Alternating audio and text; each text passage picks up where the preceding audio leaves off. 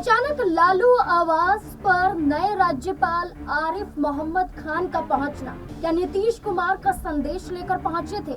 क्या नीतीश कुमार का आरिफ खान मोहम्मद से राजभवन में मुलाकात करना क्या संकेत है कि बिहार में बड़ा खेला होने वाला है? क्या नीतीश कुमार वाकई पलटी मारने वाले हैं? क्या भारतीय जनता पार्टी को झटका देते हुए नजर आएंगे नीतीश कुमार? और नीतीश कुमार का साथ क्या ललन सिंह और जेडीयू पार्टी पूरी तरह से देती हुई नजर आएगी? और क्या भारतीय जनता पार्टी इस विधानसभा चुनाव में बिहार में अकेली हो जाएगी? क्या नीतीश कुमार के समर्थन में चिराग पासवान का उतरना क्या ये भी दर्शाता है कि नीतीश कुमार का साथ अन्य सहयोगी दल भी एनडीए के देते हुए नजर आ सकते हैं?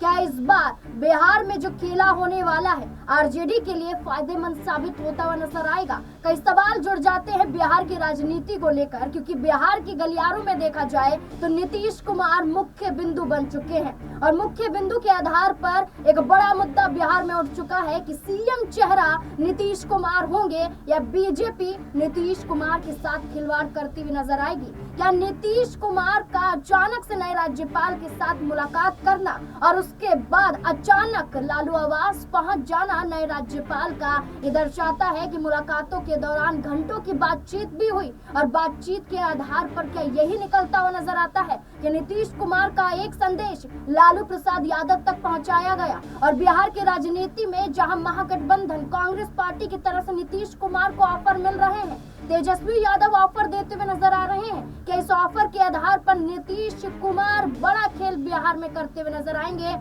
और भारतीय जनता पार्टी जो नीतीश कुमार के दरवाजे एक वक्त पर बंद करती हुई दिखाई दे रही थी, क्या इस बार भी खुद नीतीश कुमार बिहार में भारतीय जनता पार्टी के सारे दरवाजे बंद कर देंगे? सवाल है, सवालों के जवाब लेंगे। मेरे साथ मेरे सहयोगी सिराज जुड़ चुके हैं। सिराज, आपका पहले तो बहुत बहुत स्वागत है।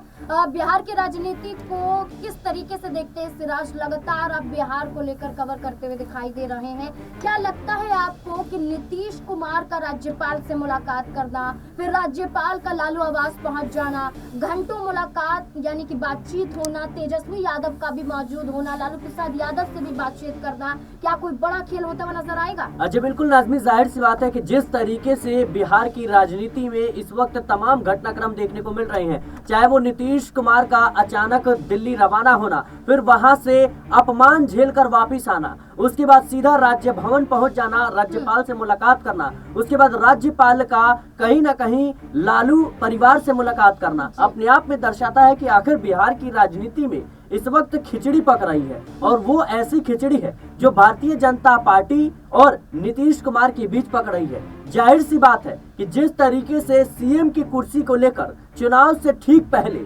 कहीं न कहीं जो असमंजस की स्थिति बनी हुई है, नीतीश कुमार को ठिकाने लगाने की तैयारी इस वक्त एनडीए में या यूं कहें कि भारतीय जनता पार्टी में हो रही है। लेकिन नीतीश कुमार जिस कह सकते हैं कि नजरिए से वो माहिर खिलाड़ी माने जाते हैं, जाहिर सी बात है वो इतनी आसानी से ठिकाने नहीं लगने वाले। लेकिन नीतीश कुमार के जो पार्टी के लोग हैं वो कहीं ना कहीं इस वक्त भारतीय जनता पार्टी की बोल रहे हैं। जाहिर सी बात है कि नाम जो सबसे पहला आता है ललन सिंह और संजय झा का। ललन सिंह और संजय झा जिस तरीके से इस वक्त बयानबाजी कर रहे हैं, ऐसा लगता है कि वो भारतीय जनता पार्टी के सदस्य हैं। जाहिर सी बात है नीतीश कुमार को लेकर गृह मंत्री अमित शाह ने जो बयान दिया कि भाई संसदीय बोर्ड मिलकर तय करेगा कि किसके नेतृत्व में चुनाव लड़ना है और किसको मुख्यमंत्री की कुर्सी सौंपनी है। लेकिन बड़ा सवाल यह है कि जहां बीजेपी के प्रदेश कोर कमेटी के जो तमाम नेता हैं वो इस बात का दावा करते हैं कि भाई नीतीश कुमार के नेतृत्व में चुनाव लड़ा जाएगा, लेकिन वहीं गृह मंत्री अमित शाह के बयान के बाद से तमाम जो बीजेपी नेता हैं वो कह सकते हैं कि ये बोलकर अपना फैसला बदल देते हैं कि ये तो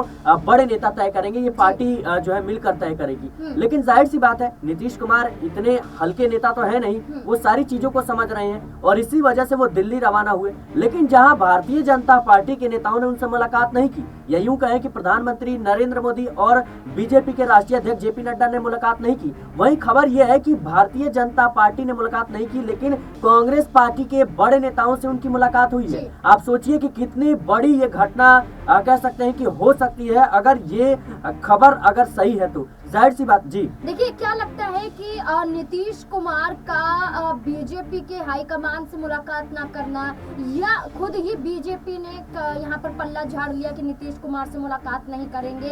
क्या नीतीश कुमार का खामोश हो जाना, मीडिया के हर सवालों का जवाब ना देना और नीतीश कुमार का अचानक से दिल्ली पटना आके राज्यपाल से मुलाकात करना क्या दर्शाता है कि नीतीश कुमार अभी खामोश तो है, लेकिन इसके पीछे बड़े तूफान की आशंका है? बिल्कुल नाज़मीन, बिल्कुल आपने सही कहा कि जाहिर सी बात है नीतीश कुमार जब भी खामोश होते हैं वो बड़ा तूफान लेकर जाते हैं या लेकर आते हैं। जाहिर सी बात है नीतीश कुमार की खामोशी इस वक्त कई सवाल खड़े कर रही है। आपको याद होगा जब आरजेडी और जेडीयू की गठबंधन वाली सरकार थी और जब नीतीश कुमार पलटी मारने वाले थे, उस वक्त भी लंबे समय से नीतीश कुमार खामोश थे और फिर अचानक पाला बदल लेते हैं। उसके बाद तमाम तरह के इल्जामात वो कहीं ना कहीं लगाते हुए आरजेडी पर नजर आते हैं। तो जाहिर सी बात है अभी जिस तरीके से नीतीश कुमार, चाहे वो तमाम मुद्दे हो, अंबेडकर विवाद को लेकर के खास तौर पर जो चुप्पी है वो दर्शा रही है कि बिहार में बड़े सियासी घटनाक्रम हो सकते हैं और इसके कहीं ना कहीं कर्ता धर्ता नीतीश कुमार ही होंगे। नीतीश कुमार वो शख्स है नाज़मीन जो कह सकते हैं कि किधर भी रहे लेकिन मुख्यमंत्री की कुर्सी उनके हाथ में रहती है। चाहे आप ज्यादा सीटें जीतिए चाहे कम सीटें जीतिए, लेकिन मुख्यमंत्री की कुर्सी नीतीश कुमार के हाथ में ही रहेगी। लेकिन इस बार भारतीय जनता पार्टी इस प्लानिंग में है कि कैसे भी मुख्यमंत्री की कुर्सी कहीं ना कहीं अपने हाथ में ली जाए। भारतीय जनता पार्टी की सरकार हो। विजय सिन्हा तो खुले तौर पर कह रहे हैं कि जिस दिन बीजेपी की अपनी सरकार बिहार में बनेगी उस दिन अटल बिहारी वाजपेयी जी को सच्ची श्रद्धांजलि अर्पित होगी। तो क्या जेडीयू और बीजेपी की गठबंधन वाली गिरिराज सिंह तो यहाँ पर भारत रत्न देने की मांग तक कर जाते हैं। मैं वही कह रहा हूँ कि क्या जेडीयू और बीजेपी की गठबंधन वाली सरकार को विजय सिन्हा अपनी सरकार नहीं मानते? और गिरिराज सिंह की बात है तो लगातार वो भारत रत्न देने की बात कर रहे हैं। आपको याद होगा लोकसभा चुनाव से पहले कर्पूरी ठाकुर को भारत रत्न देने का केंद्र सरकार की तरफ से ऐलान किया जाता है और अगले ही दिन नीतीश कुमार पलटी मार देते हैं। नीतीश कुमार भारतीय जनता पार्टी के समर्थन में आ जाते हैं। तो क्या नीतीश कुमार को भारत रत्न देकर